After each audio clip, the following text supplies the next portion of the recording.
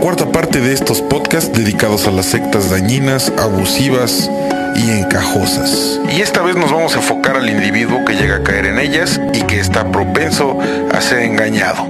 Así como yo estuve engañado, yo llevaba esta sotana, yo llevaba esta ropa y mucha gente creía que yo era Dios y se arrodillaba delante de mí.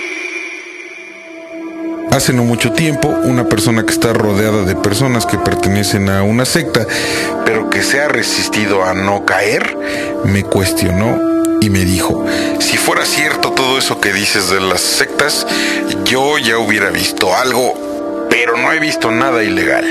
Y de una vez quiero aclararles, queridos podescuchas, que aquí no se está cuestionando ninguna creencia religiosa porque para eso hay libertad de culto en este país. Y además garantizada en nuestra Constitución. Lo que se expone en estos podcasts son los métodos psicológicos antiéticos de control mental que utilizan para neutralizar el pensamiento de sus víctimas potenciales. O sea, se manchan, en pocas palabras. Yo les recomendaría que no atiborren la sección de comentarios debatiendo si existe su Dios o diciéndoles a otras personas que el de ellos no existe, etcétera, etcétera. No estamos entrando a esa polémica. Concéntrense, por favor, en los métodos y en el abuso psicológico. Eso muchas veces no lo vemos y por eso esta persona me dice, yo no veo que pase nada de lo que dices sobre las sectas. El enamorado que tenía cuando estuve en la Universidad Brigham Young no quería nada ya conmigo. Él se estaba preparando para su misión, no quería ni hablarme. Y me dijo, tú no vienes al templo conmigo, eso es todo. Las 10 sectas más activas en México son los Testigos de Jehová, la Iglesia de Jesucristo de los Santos de los Últimos Días, la Iglesia de la Cienciología o Dianética, que les da pena decirse iglesia o secta, los Adventistas del Séptimo Día, la Luz del Mundo, la Gran Fraternidad Universal, la Meditación Trascendental, las Asambleas de Dios y la Sociedad Internacional de Conciencia Krishna o los Hare Krishna. Cada secta es diferente, pero hay algunas características que se encuentran en todas, entre las que destacan. Número 1, una organización piramidal. Número 2, sumisión en el sentido de que se acata todo lo que el dirigente o cuerpo gobernante ordena. Número 3, se anula la crítica interna. Número 4, se persiguen objetivos políticos y económicos ligados a los religiosos, filosóficos o pseudoespirituales. Número 5, los adeptos son solo instrumentos o peones para los fines de la secta. Chalanes. Y número 6, hay una ausencia de control o fiscalización de la secta. Es decir, no hay un, llamémosle, control de calidad, ni hay una ley que las meta en cintura. Hay una ley ahí por encimita que las contempla. Por eso piden con tanta insistencia más libertades. Claro, ellos le llaman libertades, pero la verdad es que lo que quieren son privilegios. Muchos integrantes de estas sectas creen que el mundo los persigue porque solo ellos han permanecido fieles a lo que su Dios quiere. Esto provoca que siempre sospechen de los que no tenemos sus creencias y se corten relaciones entre adeptos y los no adeptos. Además, una secta crea la idea en sus filas de que su salvación será posible solo dentro de los confines de la secta. Nos excluyen de la salvación a todos los que no pertenecemos a ella. Estamos condenados. O peor, somos el diablo. El líder de la secta es normalmente elevado al nivel de profeta, de ungido por Dios, o de visionario, o de sanador también. Fácilmente ejerce un poder absoluto sobre las conciencias de los miembros que ven en él, pues, un lazo directo con Dios. Aquí hay muchos ejemplos como el hermano Samuel, el apóstol de la luz del mundo, o Gordon Hinckley, profeta de los mormones.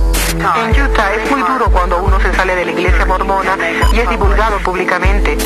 La secta hace todo lo posible por ocupar todo el tiempo libre de sus víctimas. Los atiborra de reuniones, servicios, estudios y otras actividades que hacen que la vida diaria del adepto gire en torno a la secta.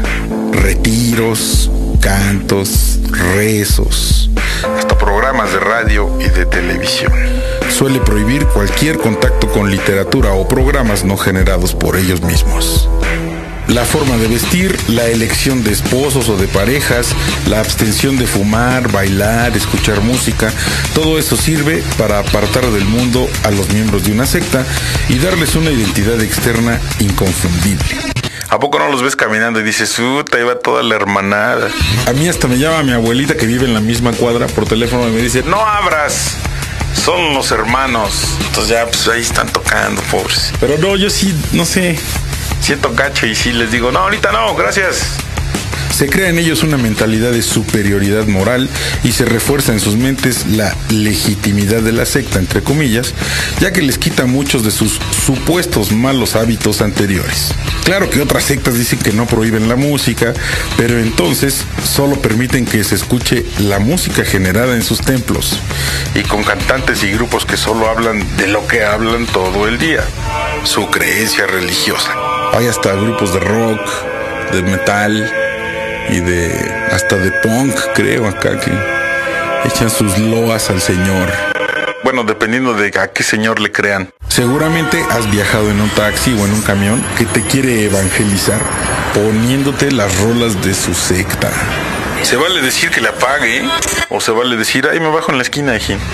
Yo sé que muchos de ustedes han visto en esas miradas de la hermanada, así los ojitos de te ven y como que están pensando, pobrecito, no sabe todo lo que yo sé. Muchas sectas crean una fuerte expectativa en sus miembros sobre el fin del mundo y la venida de Cristo. Esta postura milenarista resulta en un fanatismo muy dañino. Otras sectas recetan largas horas de meditación o ejercicios tipo yoga que propician un estado semialterado de conciencia. Son estos estados, combinados con la debilidad emocional y psicológica del adepto, hacen palpable y aceptable la idea de un estado espiritual superior. La dependencia psicológica de los adeptos al gurú, o al pastor, o al sacerdote, o al líder, o a la lideresa, hacen que entreguen sus bienes materiales a la secta en un gesto de abandono. Se han dado casos de abuso sexual y ruina psicológica en algunos grupos, como en los seguidores de Osho, y otros más que seguramente tú me vas a contar. Algunas sectas obligan a sus miembros a pedir limosna o a vender triques en la calle para aportar lana. Normalmente los obligan a romper todo lazo de comunicación con sus familias y su estilo anterior de vida. De hecho, te repiten una y otra vez que antes de conocer a la secta vivías en el pecado. Recuerdo mi vida pasada y veo a un obispo que me aconseja que me divorcie y que he pasado estos años tratando de restablecer mis relaciones familiares. Y ahora que estás con ellos, pues vas por el camino correcto. El enganche de ingenuos pues suele ser a través de conferencias, publicaciones sobre temas esotéricos y todas esas ondas donde los conferencistas siempre se presentan con credenciales de científicos, expertos y doctores, cuando solo son unos estafadores profesionales. Un buen ejemplo de esto es la película What the Bleep Do We Know? O ¿Y tú qué sabes?, que seguramente una tía o un primo tuyo creyeron que era una investigación científica seria, cuando no se trata más que de un pseudodocumental pseudocientífico que sirve solo de propaganda para una secta que va a explotar ese momento en el que te llenan de palabras raras, cifras infinitas y supuestas profecías y dices, órale, sí está cabrón eso, ¿no? Y listo. Las posibilidades son infinitas, pero de que busques a esa secta y entres a formar parte de este selecto grupo que ostenta el conocimiento y te eleves por encima de los que no sabemos nada. Así es, se sabe que las sectas se fundan sobre la idea de que un grupo selecto de individuos poseen la clave secreta del conocimiento universal.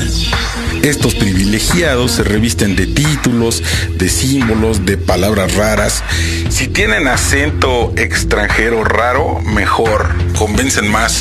Como que los mexicanos decimos, habla raro, ha de ser bien neto. Y en el fondo, lo absurdo y lo irracional de sus pretensiones se encubren de un ambiente deliberadamente misterioso y oscuro para dar la impresión de ser algo sobrehumano.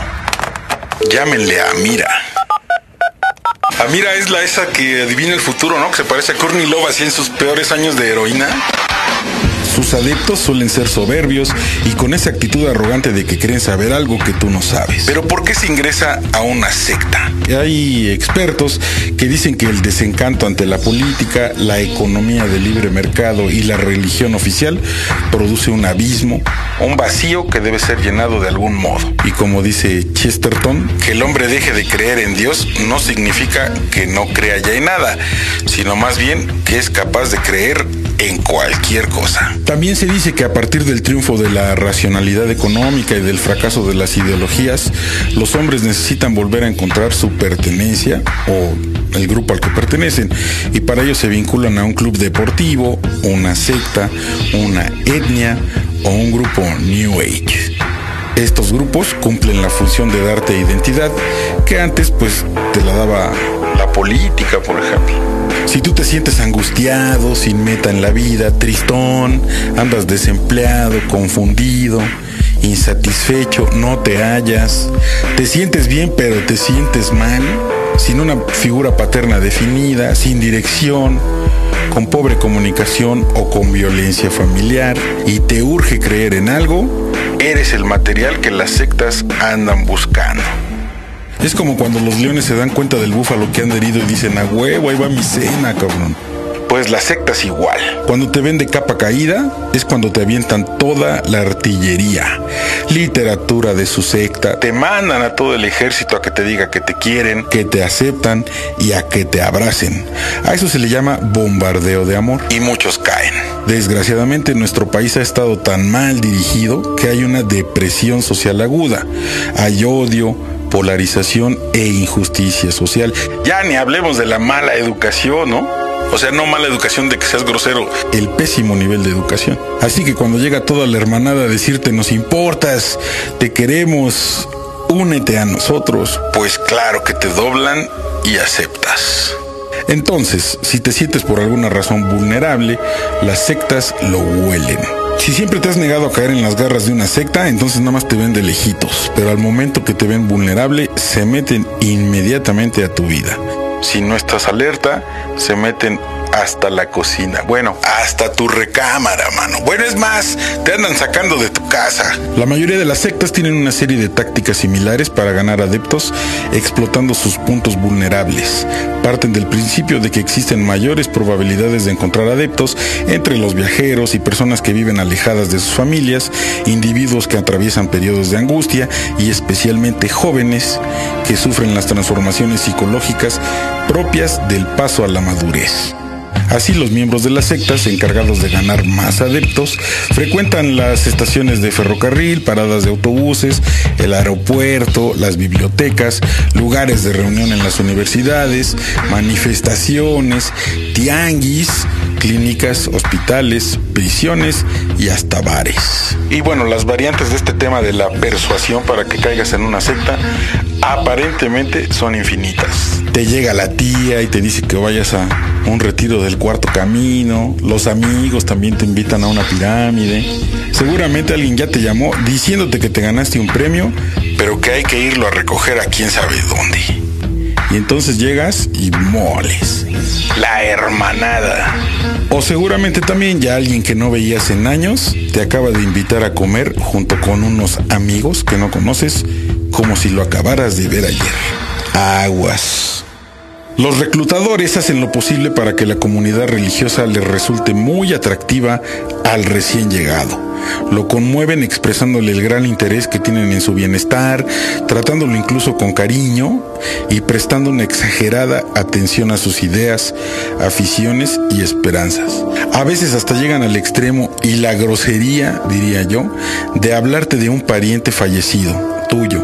Inventan historias en la onda de: sí, tu difunto tío quería que tú también supieras lo que nosotros sabemos. El novato por lo general se siente emocionado y feliz de merecer tantas atenciones de estas personas. Por eso muchos caen y se atreven a recibir un programa especial o se comprometen a asistir a un curso más prolongado e incluso a restarle tiempo a sus ocupaciones habituales con tal de entrar en aquel ambiente de camaradería y disque perfeccionamiento individual. Seguramente ya sabes de alguien que fue a un curso a Tepoztlán a enterrarse en la montaña y a convertirse en uno más con la naturaleza o algo así. Pues no te burles, la neta sí pasa, cabrón. Los encargados del proselitismo utilizan en sus pláticas con el iniciado los datos que éste les ha dado anteriormente sobre sus ilusiones, temores y remordimientos, con el propósito de hacerle ver que solo la secta le ofrece la oportunidad de superar estos problemas. La conversión es un proceso personalizado, preparado por la secta y con la ayuda involuntaria del aspirante. O sea, se las pones de a pechito.